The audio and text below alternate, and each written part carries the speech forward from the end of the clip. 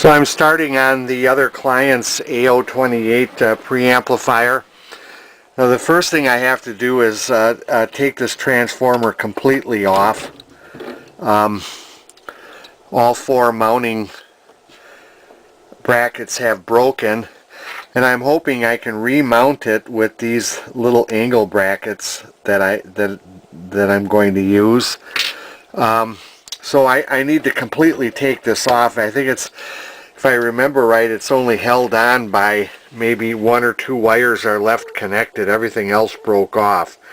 So this thing bouncing around when it busted off of the mounts really did a lot of damage, including this 7-pin miniature socket for the 6x4 rectifier. It cracked and broke it. So I have to drill this out and put a new socket in. Here's replacement sockets. So I have to do that.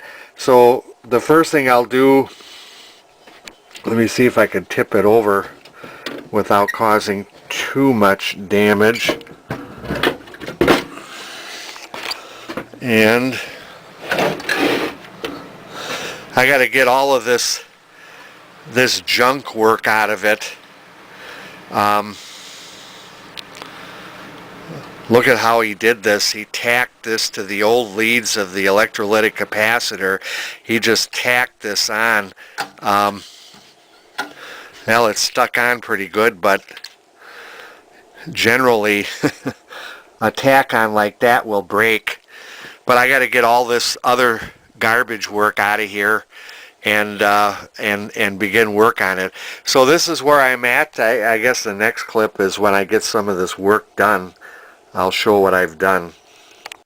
So this is as far as I'm taking this today.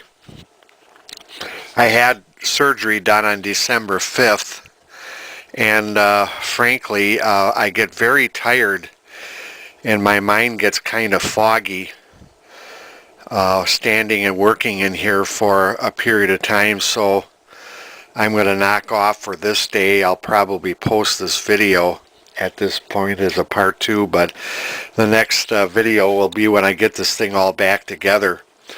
But just to show you a few things, note the damage that was done with this transformer flying around in there through when it was being shipped. I checked the windings, and as far as I could see with my highest mega ohm test, which is not electrical, but there's no shorts to ground. The windings all appear good, but all of this insulation wore off. I'm going to put some shrink tube on each one of these wires right where it comes out there, just to kind of protect them as much as I can. I may have to lengthen them when I wire this back into the amplifier. Here are the broken feet. I wonder if somebody can tell me how that can happen. I've seen B3 shipped all over the world, in, out, roughly, from very nice shipping to rough shipping. I've never ever seen this happen. All 4 feet broke off the bottom of this transformer. It of course also damaged the 6x4 rectifier socket. I drilled that out. Goes right in here. I'll put a new socket in. Here is the capacitors that the other tech put in. They were tacked in place. They really were not installed very well. 1 or 2 of them was done fairly okay, but the rest of them were really shoddy work there. I've removed the 2 cans because I'm going to put 2 new ones in.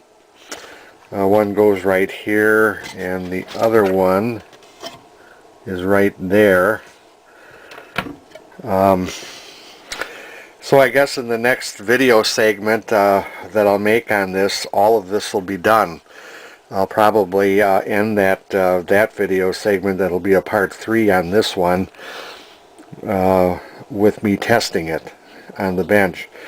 Then the follow-up videos will be actually reinstalling these preamps in the organs. So that's as far as it's going to go today, folks. I'm really kind of tired. I hate to admit this, but I just seem to, since my surgery, We seem to run out of steam pretty fast. So that's about it.